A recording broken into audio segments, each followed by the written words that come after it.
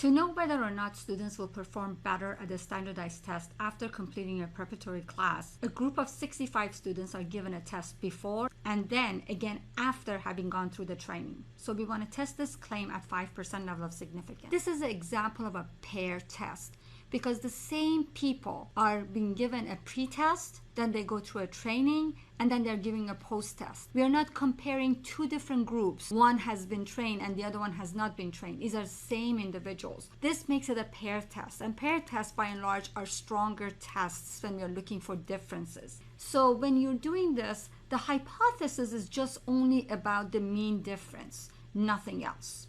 Now, in this case, they're saying that the difference would be better. So what they're saying is that alternative is that the average difference after going through the test is going to be greater than 0, which means the null is that that difference is either 0 or less.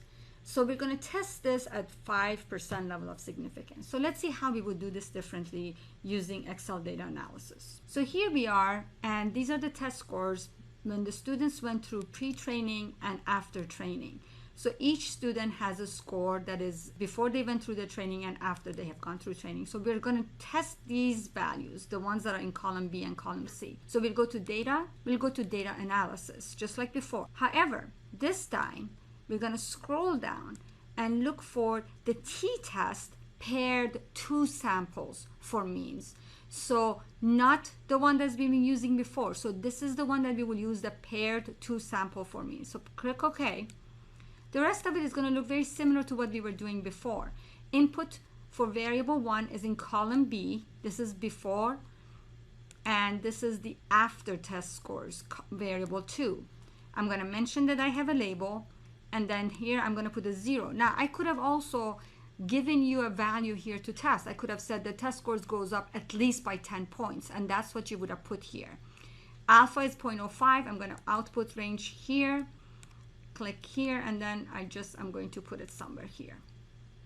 So here's our output, and one of the things that you notice right away is that right up here it says that this is a t-test for a pair 2 sample. And of course, in a pair 2 sample, we have to have exactly the same sample size. That's a given because the same people are being tested in pre-test and after test.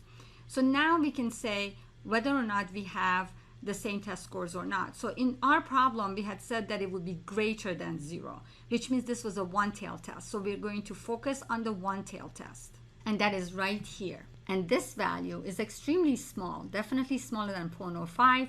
So we will reject the null hypothesis, which means what?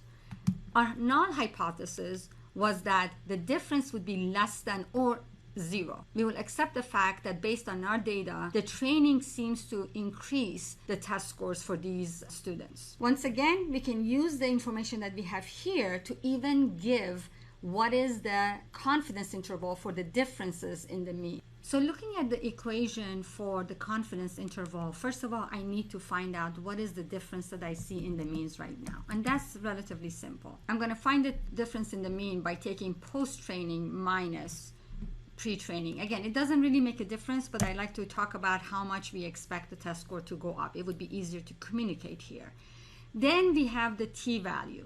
Now, we did a one-tail test, and if I want to use that one-tail test, and for that I use the t-value that I see here, this is going to result in the 90% confidence interval. Let me again remind you why that is.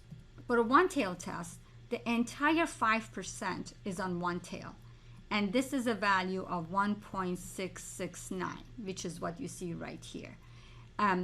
We will have the same on the other side because again, confidence interval is going to have a margin of error that's going to be added and subtracted from it. So we can make a mistake on either end, and there is a 5% chance on either side.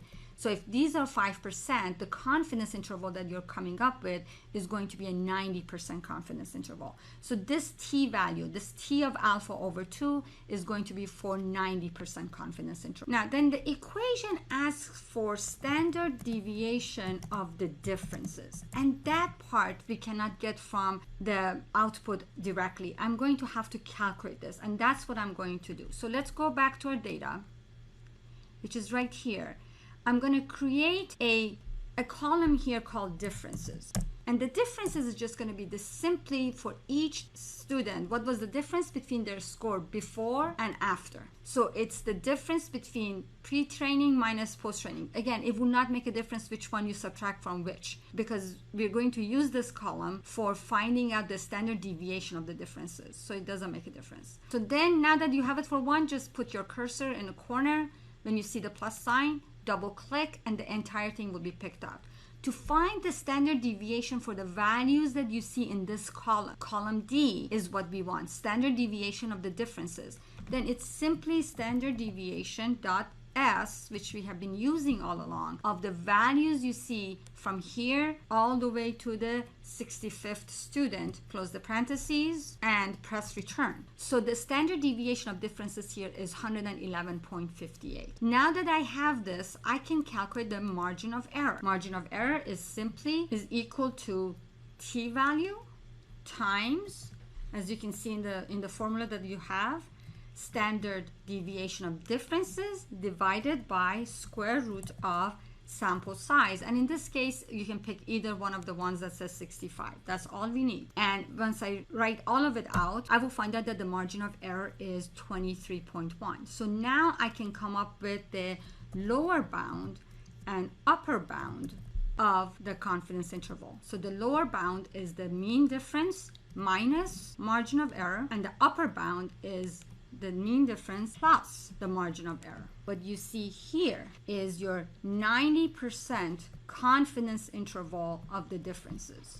So what do you expect? We are 90% confident that the average score for the population of students who will go through this training will go up by 24 points up to 70 points. So the difference is somewhere between 24 and 70. Again, on the average, for the student population, the increase at the minimum will get a 24-point boost, which is not bad. And on the optimistic side is 70. But remember, any value between 24 and 70 is a plausible value.